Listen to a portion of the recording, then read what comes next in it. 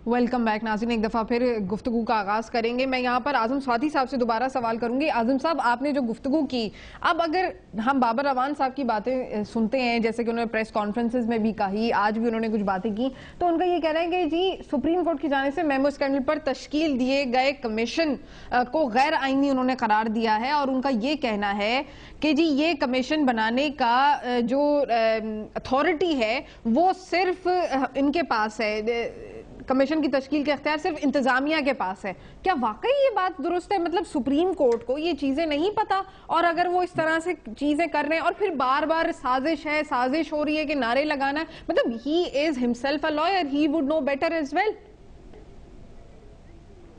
बात ये नहीं है बीवी, बात ये है कि आप गोश्त की रखवाली जो है बिल्ली से कराना चाहते हैं। मैं जो बातें कर रहा हूं हकायक पे मबनी है, और मैं जो चैलेंज कर रहा हूं आपके प्राइम मिनिस्टर को और प्रेसिडेंट को कि does not have any stake in this country, तो मैं हकायक की बुनियाद पे कर रहा हूं। मेरे दुखों का मदावा और मेरे मुल्क के इदारों के दुखों का मदावा आज सिर्फ एक इदारा रह चुका है, पार्लियामेंट नहीं। हाँ। आज सिर्फ सुप्रीम कोर्ट ऑफ पाकिस्तान है, जिसमें आजम सबाती और दूसरे लोग जाकर उस दरवाजे पे दस्तक देते हैं और कहते हैं कि खुदा रहा हमारे इस मुल्क को बचाया जाए।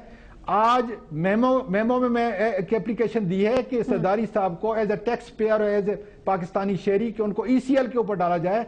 ये इसलिए कहा है कि ये मेरा बुनियादी हक है।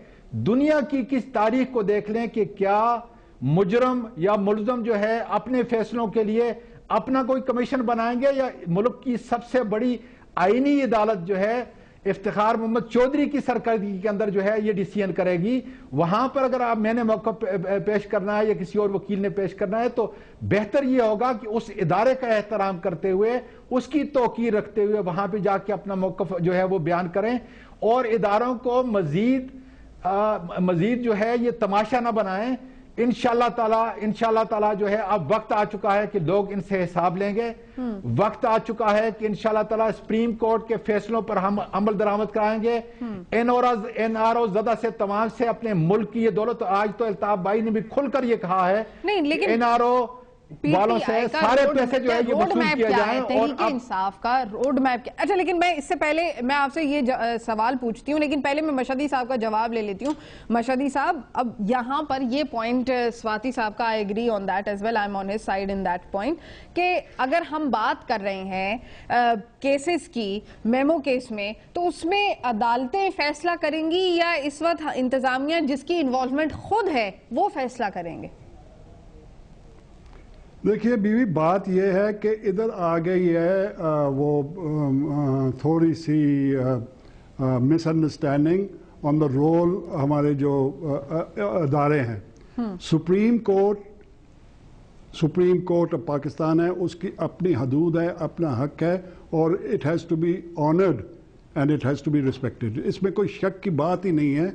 और वो as far as the judicial process is concerned, उसी की अनामत भी है और उसकी को कंट्रोल भी करती है। मगर पार्लियामेंट इज सुप्रीम, पार्लियामेंट भी है। अब आप उसको बिलिटल नहीं कर सकते। पार्लियामेंट क्या होती है?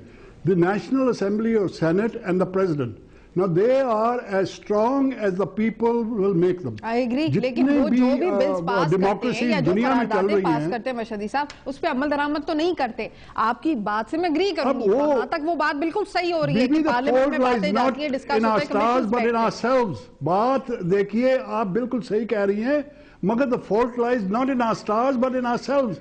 आप वडेरों को, आप रूलिंग एलीट को, जिन्होंने पाकिस्तान बनने के बाद कब्जा कर लिया पावर के ऊपर और कॉरिडोर्स के पावर, वही वडेरे, वही जागीरदार, वही जमींदार, उनके दादे परदादे MNAs बनते आ रहे हैं, अब उनके बेटे बन रहे हैं, अब आने वाले पोते और ग्रैंड चिल्ड्रन बनेंगे। जब आप उन्हीं लोगों को अपने अदारों में लेके आएंगे तो फिर वो अपना इंटरेस्ट को प्रोटेक्ट करेंगे।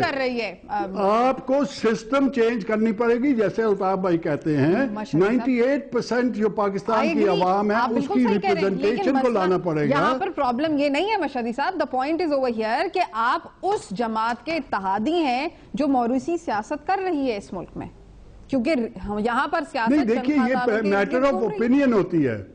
पॉलिटिक्स हमेशा मैटर ऑफ ओपिनियन होती है। बीबी आपकी ओपिनियन है, और देखिए, और बोलने का हक है। अब मैं हो सकता है आपके एक अल्फाज के साथ एग्री ना करूं, मगर मैं अपनी जान दे दूंगा आपका हक वो बोलने के लिए, कि आपका हक है कि आप जो चाहे बोल सकते हैं। स्वाति साहब का हक है और मैं बड़ा अप्रिशिएट करता हूं कि इतनी दलेरी से वो बोलते हैं, और मैं इनके हो सकता है इनके साथ एग्री ना करूं, मगर इनके बोलने के हक के लिए तो मैं अपनी जिंदगी भी कुर्बान कर दूंगा। हाँ। तो ये तो सियासत है, पॉलिटिक्स है और डेमोक्रेसी है। अगर आपने जमहूरियत की रेल को चलाना है तो आपको with in the parameters of democracy जो कि एग्जिस्ट करते हैं, हाँ। उसमें अच्छाई भी है, उसमें बुराई भी है।